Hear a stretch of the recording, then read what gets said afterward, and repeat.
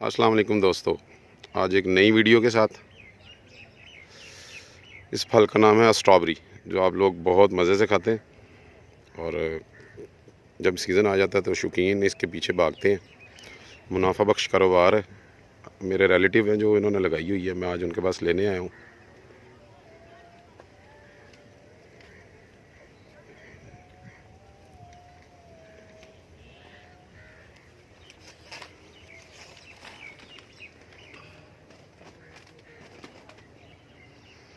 दरियाई इलाके में लगती है या नहरी इलाके में?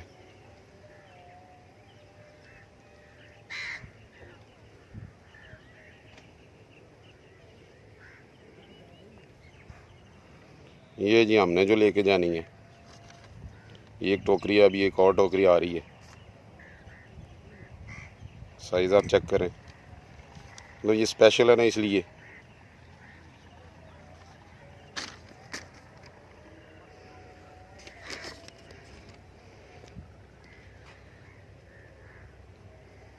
चैनल को सब्सक्राइब कीजिएगा और वीडियो को लाइक कीजिएगा। अल्लाह हाफिज़।